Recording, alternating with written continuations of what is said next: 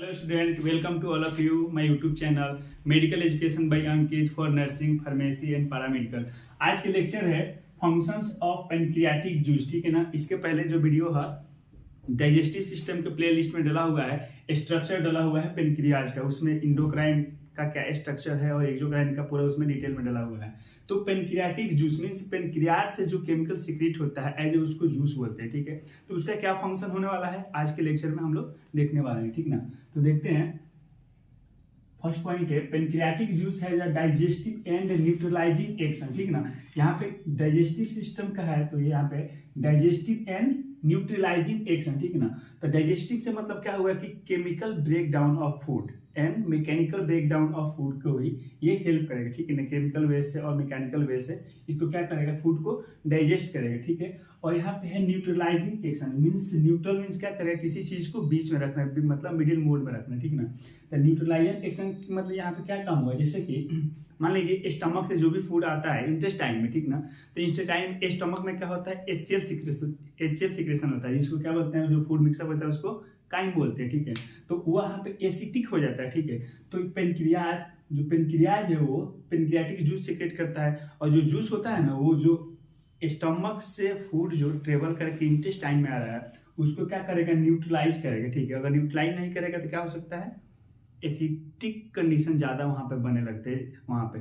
जिससे हो सकता है कि मान लीजिए अपने स्मॉल इंटेस्टाइन लार्ज इंटेस्टाइन में जो अपन इपिथेलियल सेल्स से सेकेंड लेयर्स ऑफ जीआईटी में देखे हुए थे उसको डिस्ट्रॉय करने लगेगा। ठीक है ना, इसीलिए पेनक्रियाटिक जूस में ये न्यूट्रलाइजिंग एक्शन है।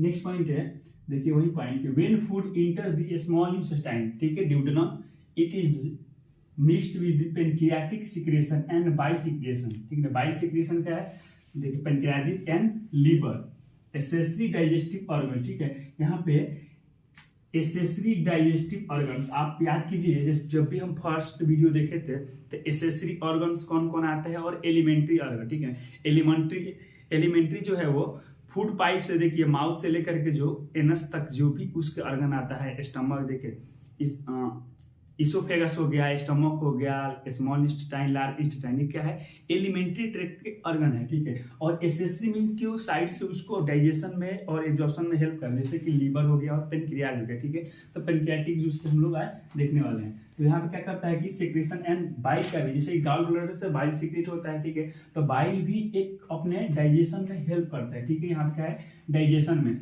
और न्यूट्रलाइजिंग में आपको पता है कि वो HCl को लेवल को कम करने के लिए, बिकॉज की HCl की एसिडिटी हो सकता है और मेम्ब्रेन को रप्चर कर सकता है स्मॉल इंटेस्टाइन लार्ज इंटेस्टाइन के। ठीक है, तो उसका ही फंक्शन है।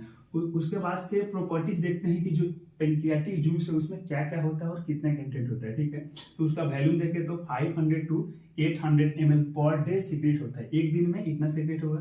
देन उसका रिएक्शन मतलब पीएच देखें तो अल्कलाइन नेचर का होता है, 8.3 होता है। ठीक, देन स्पेसिफिक ग्रेविटी है 1.0 102 1.018 होता है, इसका स्पेसिफिक ग्रेविटी होता है। ठीक ना, उसका कंपोजिशन देखते हैं कि पेनक्रियाटिक जूस में उसमें क्या क्या प्रेजेंट होता है। ठीक, तो इसमें देखिए 99.5% वाटर होता है और 0.5% जो है वो सॉलिड्स एंड ऑर्गेनिक सब्सटेंस होता है। ठीक है, जैसे कि ऑर्गेनिक सब्सटेंस में क्या होगा, सोडियम हो गया, पोटेशियम हो गया, मैग्नीशियम हो गया, बाइकार्बोनेट हो गया। ठीक है, बाइकार्बोनेट का क्या यहाँ पे रोल होगा, न्यूट्रलाइजिंग दी काइम। ठीक है, काइम बोले तो जो स्टमक से जो भी फूड आ रहा है उसको काइम बोलते हैं। ठीक है ना, उसमें HCl प्रेजेंट है, और बाइकार्बोनेट जो है आपको पेनक्रियाज का भी जब स्ट्रक्चर हम आपको बताया एक्सोक्राइन पोर्शन का, तो याद कीजिए उसमें क्या था, एसिनार सेल था। ठीक है ना, एसिनार सेल क्या कर रहा था, वहां पे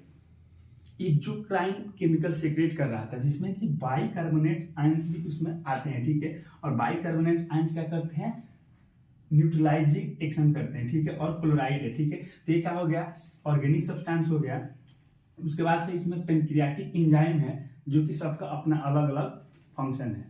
नेक्स्ट पॉइंट है एंजाइम्स ऑफ पेनक्रियाटिक जूस। ठीक है, तो पेनक्रियाटिक जूस का कंपोजिशन देखिए, उसके बाद देख रहे हैं कि उसमें कौन कौन सी एंजाइम्स होता है और कैसे फूड को डाइजेशन और एब्जॉर्प्शन में हेल्प करता है। ठीक है, तो फर्स्ट पॉइंट है प्रोटियोलाइटिक एंजाइम्स। ठीक है, ब्रेक डाउन ऑफ प्रोटीन, यहाँ पे क्या है, टी है, और यहाँ पे क्या है, किस चीज का ब्रेक डाउन कर रहा है, प्रोटीन का कर रहा है। ठीक है, तो ट्रिप्सिन है, ट्रिप्सिन क्या करता है, ब्रेक डाउन ऑफ प्रोटीन। ठीक है, उसके अंदर क्या प्रोटियोलाइटिक एंजाइम्स के ये अंदर आता है, जैसे कि इलास्टिएज है, ठीक है ना, ASE है, मतलब कि ये एंजाइम्स है, ठीक है। वो क्या करता है, फैट, प्रोटीन्स एंड कार्बोहाइड्रेट्स का क्या करता है, ये ब्रेक डाउन करता है, ठीक है ना। जैसे कि प्रोटीन का ब्रेक डाउन किया और कार्बोहाइड्रेट्स का किया और फैट का किया, ठीक है। उसके बाद से नेक्स्ट पॉइंट है लिपोलाइटिक एंजाइम, ठीक है। इसके अंदर क्या है, एग्जांपल में पेनक्रियाटिक लाइपेज, ठीक है, हाइड्रोलाइसिस ऑफ फैट, ठीक है। हाइड्रो मीन्स क्या होता है, वाटर, ठीक है, वाटर, और लाइसिस का मतलब क्या हो गया, ब्रेक डाउन, ब्रेक करना, ठीक है, ब्रेक डाउन या ब्रेक करना, ठीक है। तो क्या करेगा, फैट को ये ब्रेक डाउन करेगा, ठीक है ना, स्मॉलर मॉलिक्यूल्स में ब्रेक डाउन करेगा, और जो फैट जो ब्रेक डाउन होगा वो क्या होगा, वो सेलुलर लेवल पर, अपने बॉडी के सेलुलर लेवल पर एब्जॉर्प्शन होगा, वो अपना एक्ट करेगा, ठीक है। देन सेकेंड एग्जांपल है phospholipids, hydrolysis of phospholipids into the fatty acid, ठीक है। हाइड्रोलाइसिस का मतलब देख लीजिए वाटर के प्रेजेंस में ब्रेक डाउन करना, ठीक है, और फॉस्फोलिपिड से फैटी एसिड में क्या करता है, उसको चेंज कर रहा है, ठीक है। फैटी एसिड जो होगा वो सेल्स के लेवल पे क्या होगा, वो अपना एक्ट करेगा, ठीक। थर्ड पॉइंट है केमाइलोलाइटिक एंजाइम्स, ठीक है। ये क्या करता है, जैसे कि पेनक्रियाटिक एमिलेज है, जो कि स्टार्च के डाइजेशन में ये हेल्प करता है। तो ये आप रेगुलर देख लिए कि कौन कौन सी एंजाइम्स है और कितना उसका क्या क्या एक्शन है। नेक्स्ट पॉइंट है neutralising action of pancreatic juice, ठीक है। अभी डाइजेशन देख लिया कि प्रोटीन्स तो कैसे कौन सी एंजाइम डाइजेस्ट कर रहा है और कार्बोहाइड्रेट से कैसे रहा है। उसके बाद से इसका मेन जो है इंपॉर्टेंट जो फंक्शन है neutralising action of pancreatic juice, ठीक है। तो यहाँ पे देखिए when acid chyme enter into small intestine, chyme में इंटर कर रहा है स्मॉल इंटेस्टाइन में, कहाँ से करेगा, फ्रॉम द स्टमक, ठीक है। स्टमक से काइन क्या होता है, जैसे कि एचसीएल सीक्रेशन होता है स्टमक में, ठीक है, इसलिए इसको यहाँ पे काइन बोलते हैं। सेमी सॉलिड में मिक्सअप हो जाता है उसको काइन बोलता है। उसमें क्या प्रेजेंट है, एचसीएल प्रेजेंट है, ठीक है।